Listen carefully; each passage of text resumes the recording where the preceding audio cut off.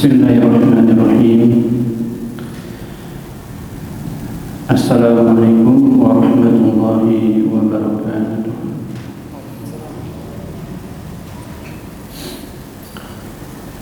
Innal hamdalillah nahmaduhu wa nasta'inuhu wa nastaghfiruh wa na'udzu billahi min shururi anfusina wa min sayyi'ati a'malina. Man yahdihillahu fala mudilla lahu wa man yudlil fala hadiya lahu. Asyhadu an la ilaha illallah wahdahu la syarika lahu wa asyhadu anna Muhammadan abduhu wa rasuluh. Ya ayyuhalladzina amanu taqullaha haqqa tuqatih wa la tamutunna illa wa antum muslimun. Ya ayyuhan nasu taqu rabbakum alladzi khalaqakum min nafsin wahidah wa khalaqa minha zawjaha وبث منهما رجالا كثيرا ونساء واتقوا الله الذي تساءلون به والأرحام إن الله كان عليكم رقيبا. يا أيها الذين آمنوا اتقوا الله وقولوا قولا سديدا يصلح لكم أعمالكم ويغفر لكم ذنوبكم ومن يطع الله ورسوله فقد فاز فوزا عظيما. أما بعد فإن أصدق الحديث كتاب الله وخير الهدي هدي محمد صلى الله عليه وسلم وشر الأمور محدثاتها وكل محدثة بدعة وكل بدعة ضلالة وكل ضلالة في النار. Ma'asyiral muslimin rahimani wa rahimakumullah. Alhamdulillah, kita bersyukur kepada Allah Subhanahu wa ta'ala atas segala nikmat yang telah Allah Ta'ala berikan kepada kita, nikmat Islam, nikmat iman, dan nikmat-nikmat yang lainnya.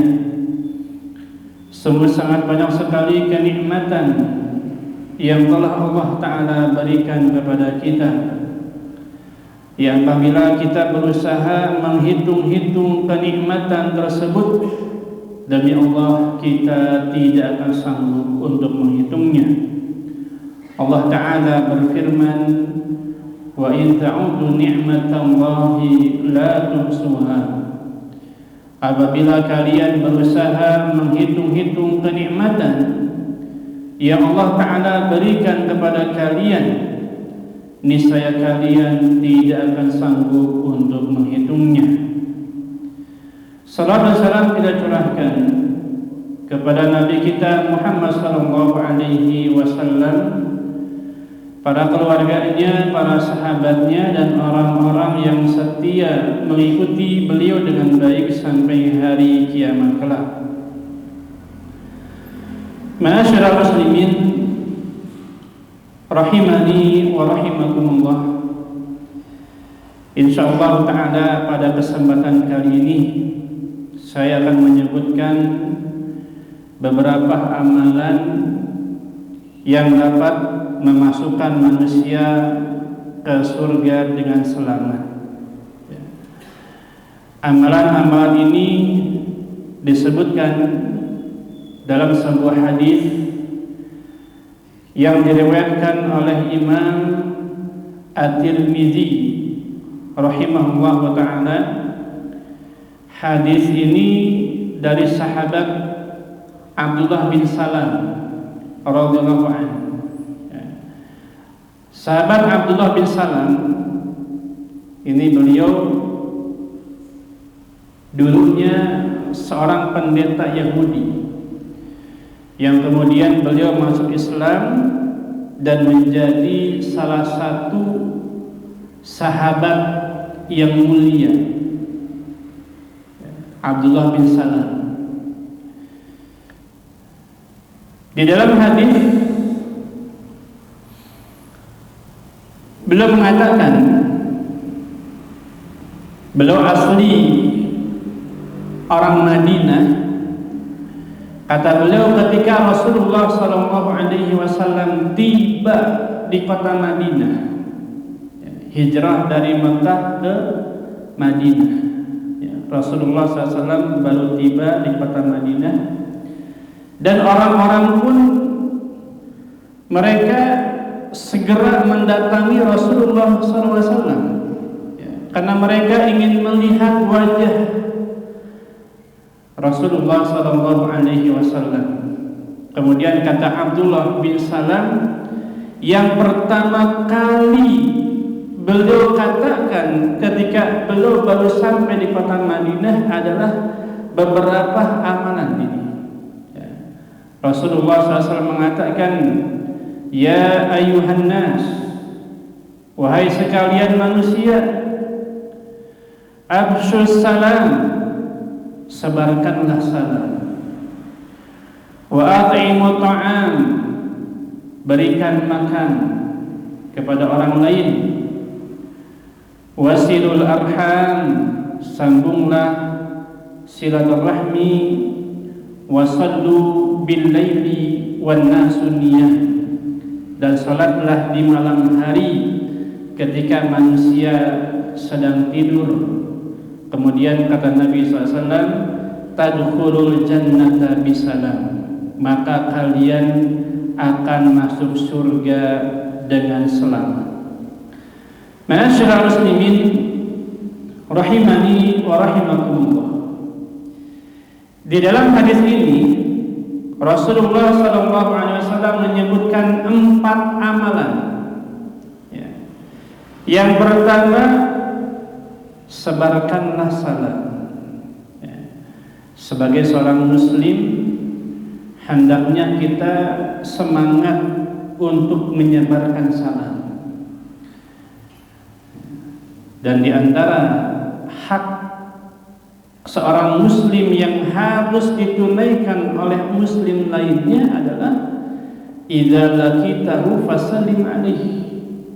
Jika engkau bertemu dengannya, maka ucapkanlah salam. Dan menyebarkan salam itu akan menumbuhkan rasa cinta di antara manusia. Di dalam sebuah hadis Rasulullah SAW bersabda, la tadkhuluna jannata hatta tu'minu, kalian tidak akan masuk surga sampai kalian beriman.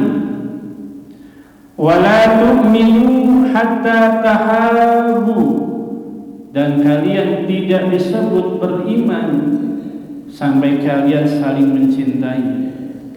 Awala adullukum ala syai'in idza fa'altumuhu tahabbtum, maukah kalian aku beritahu tentang amalan yang apabila kalian lakukan maka kalian akan saling mencintai. Apa itu? Absyus salama bainakum, sebarkanlah salam di antara kalian. Dengan kita menyebarkan salam, maka akan muncul rasa kasih sayang di antara kita. Oleh karenanya, ma'asyiral muslimin rahimani wa rahimakumullah, ketika Nabi kita Muhammad SAW ditanya oleh seorang laki-laki tentang amalan Islam yang paling baik, ayul islami khairun, Wahai Rasulullah, amalan Islam mana yang paling baik? Maka Rasulullah SAW mengatakan, tut'imut ta'am. Yang pertama, engkau memberi makan. Kemudian yang kedua, wa taqra'us salam ala man 'arafta wa man lam ta'rif. Engkau mengucapkan salam kepada orang yang engkau kenal dan juga kepada orang yang tidak engkau kenal. Siapapun orangnya, selama kita tahu kalau dia orang muslim, sebarkan salam. Kenal enggak kenal, kita ucapkan salam. Akan disebutkan dalam sebuah hadis bahwa tanda atau di antara tanda kiamat itu adalah kita hanya mengucapkan salam kepada orang yang kita kenal saja. Assalamu alal ma'rifah, itu di antara tanda-tanda kiamat. Kita hanya mengucapkan salam kepada orang yang kita kenal.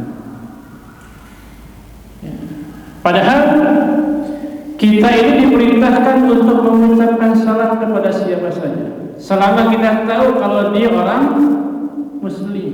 Kenal tidak kenal, kita mengucapkan salam. Bahkan disebutkan di dalam sebuah riwayat, Abdullah bin Mas'ud radhiyallahu anhu belum mengajak temannya untuk pergi ke pasar. Ke pasar untuk apa? Bukan untuk belanja, tapi hanya untuk mengucapkan salam kepada orang yang dia temui di pasar. Karena beliau tahu keutamaan menyebarkan salam itu sangat besar sekali di sisi Allah Subhanahu wa ta'ala. Ini yang pertama. Kemudian yang kedua, wa at'imut ta'am, berikanlah makan. Ini merupakan akhlak mulia yang bisa menghantarkan pelakunya masuk surga, yaitu memberi makan. Di dalam sebuah hadis Rasulullah SAW memerintahkan kita untuk memperhatikan tetangga. Beliau mengatakan kepada sahabatnya yang bernama Abu Dzar radhiyallahu anhu, kata Rasulullah SAW, ya Abu Dzar, idza tabakhta maraqatan fa'aksir ma'aha wa ta'ahad jiranaka. Wahai Abu Dzar, jika engkau memasak sayur, perbanyak kuahnya, kemudian bagikan kepada tetanggamu. Rasulullah SAW mengajarkan kita demikian. Kalau kita masak, bagi kepada tetangga.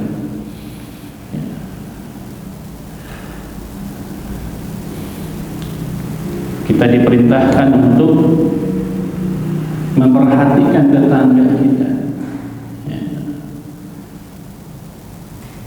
memberi makan,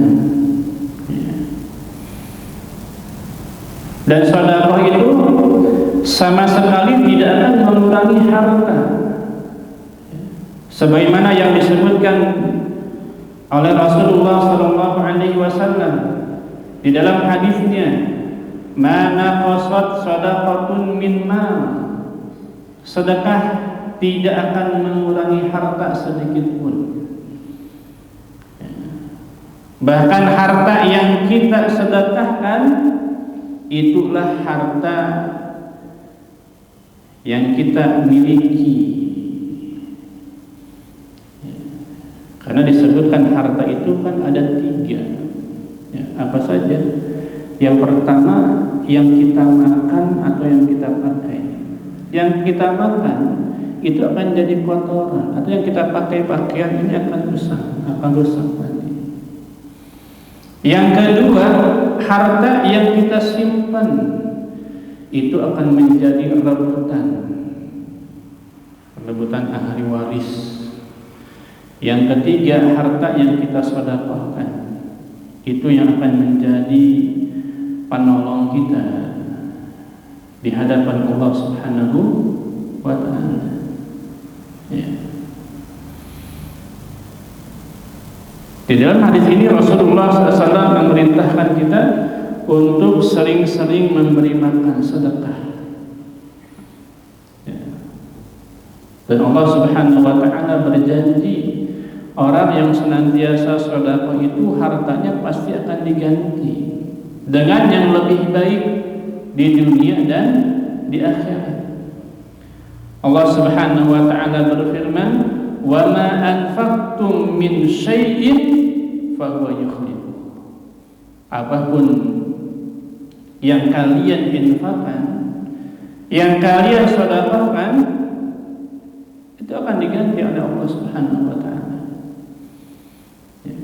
Bahkan di dalam Al-Qur'anul Karim surat Al-Baqarah, ya, akhir-akhir surat Al-Baqarah, Allah Subhanahu wa ta'ala menyebutkan sedekah dengan istilah qardhan hasanah. Ya, apa arti qardhan hasanah? Qardhan hasanah itu artinya pinjaman yang baik. Itu artinya kalau kita sedekah, sama saja kita ngasih pinjam kepada Allah, dan digantinya berlipat-lipat nanti. Allah Ta'ala berfirman, "Man dzalladzi yuqridu Allaha qardan hasanan fayudha'ifahu lahu ad'afan katsirah." Siapa yang memberikan pinjaman terbaik kepada Allah Subhanahu wa ta'ala, itu qardan hasanah. Ya, qardan hasanah itu sedekah. Fayudha'ifahu lahu ad'afan katsirah. Allah akan ganti berkali-kali lipat. Bahkan orang yang tidak sedekah itu hartanya tidak akan diberikan keberkahan oleh Allah Subhanahu wa ta'ala. Disebutkan oleh Syekh Muhammad bin Shalih Al-Utsaimin rahimahullahu ta'ala, harta yang kita sedekahkan itu yang akan menjadi sebab dijaganya harta kita yang lain. Ya, harta yang kita sedekahkan itu akan menjadi sebab dijaganya harta kita yang lain. Gitu. Dan kalau kita tidak sedekah, ya, maka harta kita akan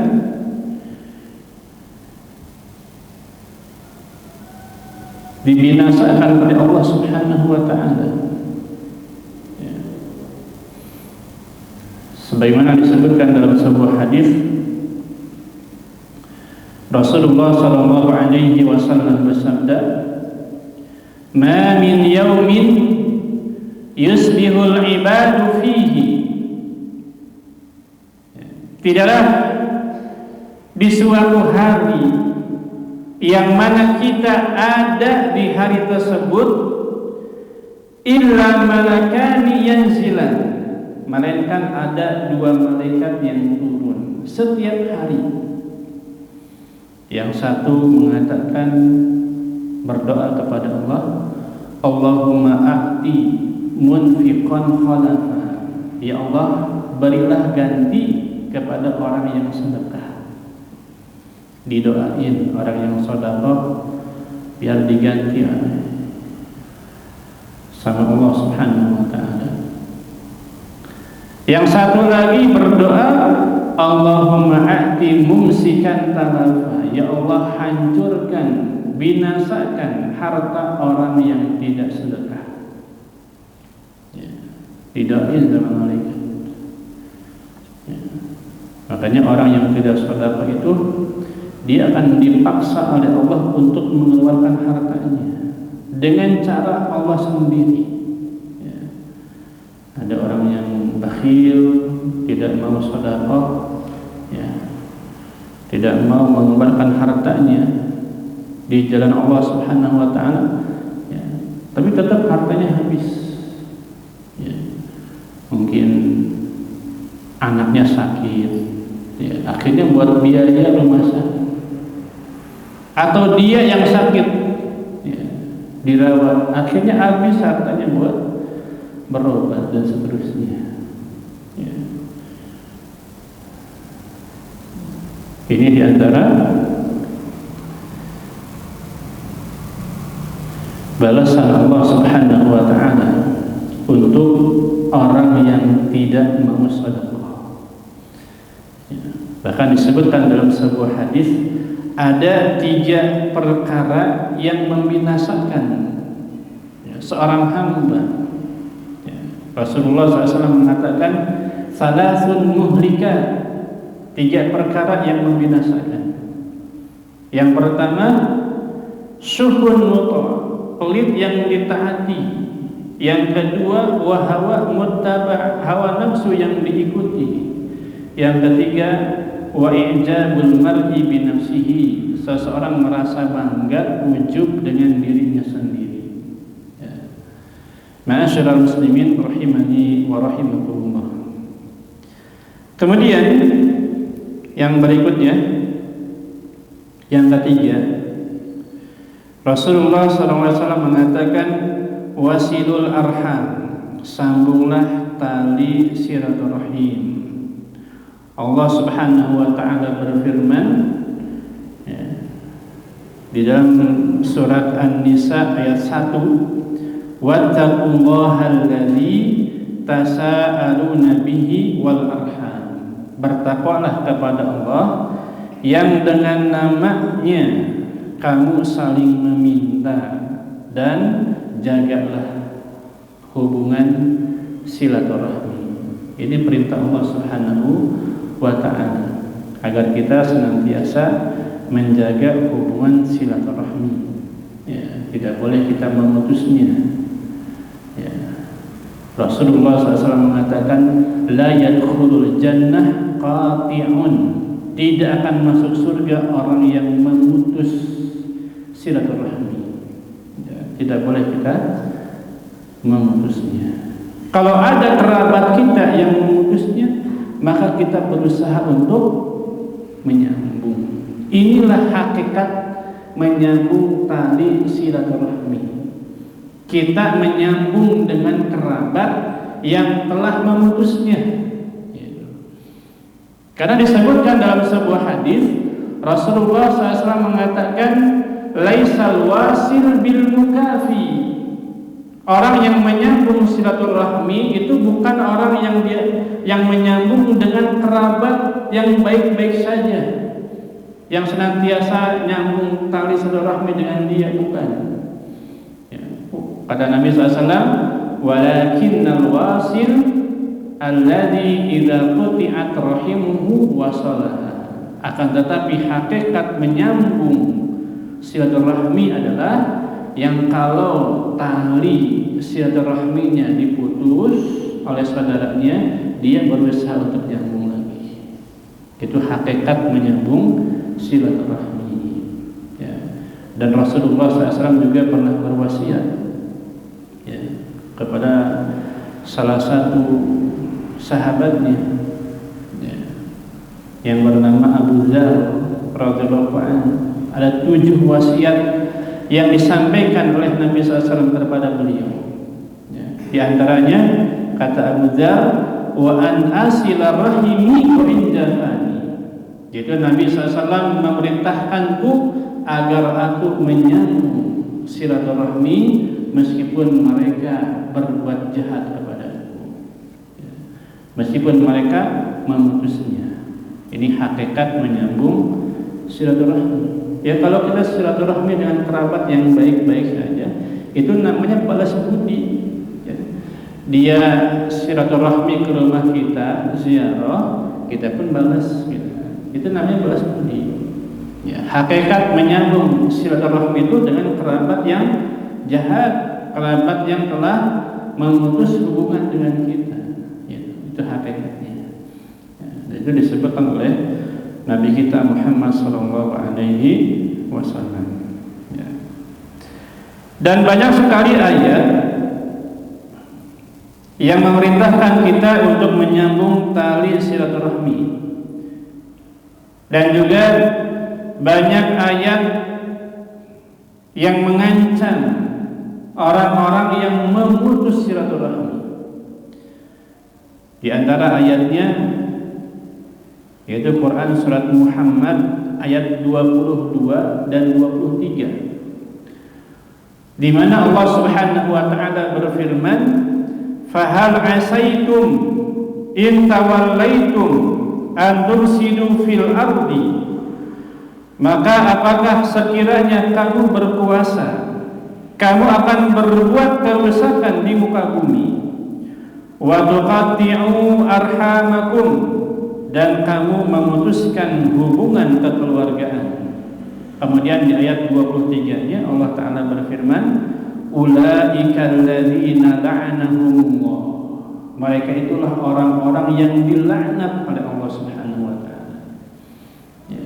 Orang yang memutus silaturahmi dengan kerabat itu dilaknat oleh Allah. Fa'asammahum, Allah jadikan mereka tuli, wa a'ma absarahum, Allah butakan penglihatan mereka. Ya. Ini diantara ancaman Allah Subhanahu wa taala untuk orang yang memutuskan hubungan silaturahmi. Ya. Jadi besar sekali ancamannya. Kita sebagai seorang muslim yang mengharapkan surga Allah Subhanahu wa taala, kita harus berusaha untuk menyambung silaturahmi. Ya. Kemudian yang terakhir, di antara amalan yang dapat memasukkan kita ke dalam surga dengan selamat, yaitu wasallu bil laili wan nasu niyam. Salatlah di malam hari ketika manusia sedang tidur. Ya. Ini diantara kebiasaan orang-orang soleh. Mereka itu senantiasa mengerjakan sholat malam. Ya. Ketika orang-orang sedang tidur. Ya. Rasulullah SAW mengatakan, "Alaikum biqiyamil lail, fa innahu da'bu shalihin qablakum." Hendaknya kalian mengerjakan salat malam, karena salat malam itu kebiasaan orang-orang saleh sebelum kalian. Ya. Alaikum biqiyamil lail. Salat malam itu kebiasaan orang saleh sebelum kalian. Ya. Ma'asyiral muslimin rahimani wa rahimakumullah.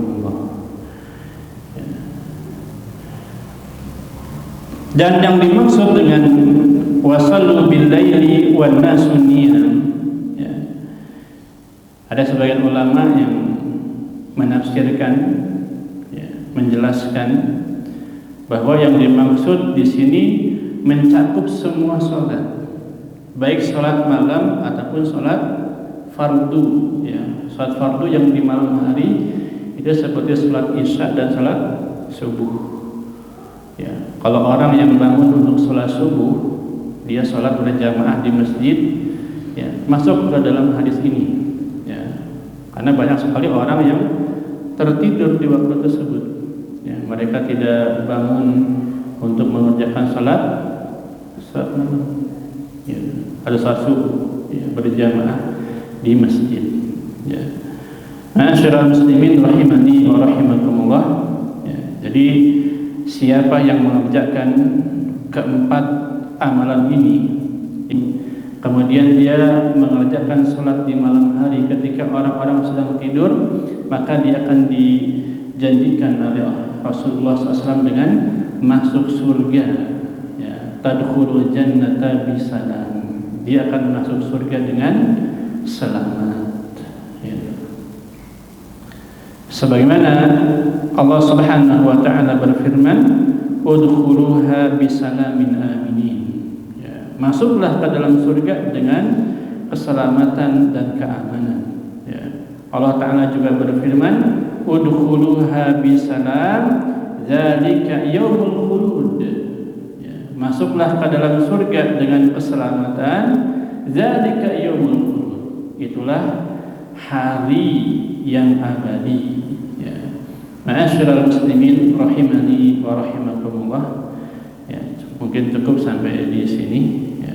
Sebelum kita tutup, mungkin ada yang mau bertanya, silakan.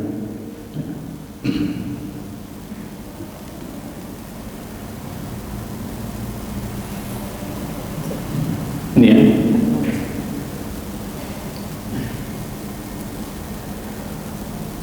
Bagaimana caranya jika teman yang buruk yang selalu mengajak kemungkaran atau susah dinasihati, apakah boleh memutus silaturahmi? Dan jika tidak boleh silaturahmi, bagaimana cara menghindarinya? Ya, kalau teman bukan silaturahmi ya. Kalau silaturahmi itu dengan orang-orang yang memiliki hubungan darah sama kita. Ya, kalau teman itu bukan silaturahmi, tapi ukhuwah Islamiyah. Ya, ukhuwah itu kan persaudaraan sesama Muslim gitu. Itu ukhuwah. Ya. Dan bagaimana kalau misalkan kita punya teman yang buruk, udah dinasihati tapi yang tidak bisa, ya. Maka apa solusinya? Apakah boleh kita untuk menghindari orang tersebut? Ya, maka jawabannya boleh kita hindari orang tersebut. Ya, sebagaimana yang disebutkan oleh para ulama, ya, ketika mereka menjelaskan tentang hajar, ya, atau tentang hijrah, ya, kata mereka, di antaranya Syekh Muhammad bin Shalih Al-Utsaimin rahimahullah ta'ala, kata beliau hijrah itu ada 3 macam. Ya, hijrah itu yang pertama hijrah tempat, artinya kita meninggalkan tempat yang buruk menuju tempat yang baik.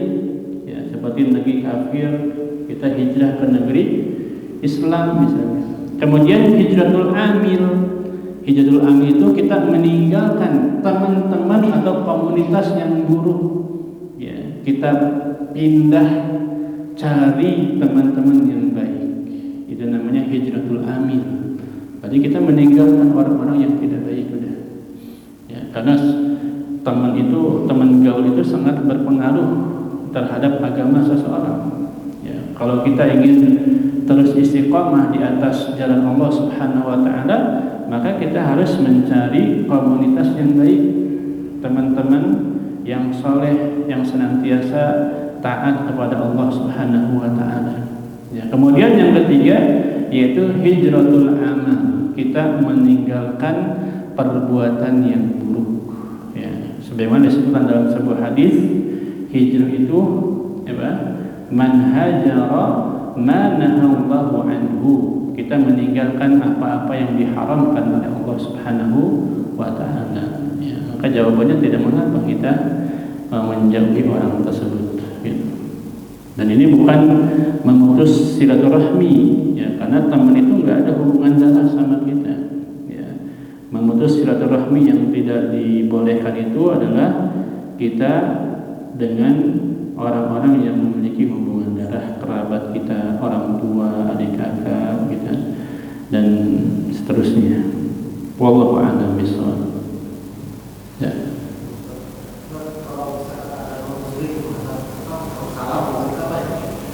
Kalau ada non-muslim mengucapkan salam kepada kita, maka jawabannya sebagaimana yang diajarkan oleh Nabi SAW. Ya, Nabi SAW mengajarkan kalau ada non-muslim mengucapkan salam kepada kita, kita hanya mengucapkan wa'alaikum, udah.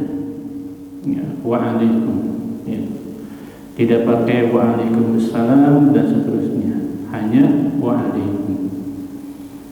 Ya.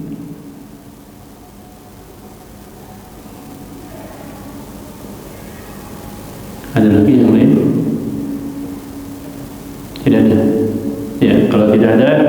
Kita cukupkan sampai di sini. Mudah-mudahan apa yang kita kaji pada malam kali ini bermanfaat.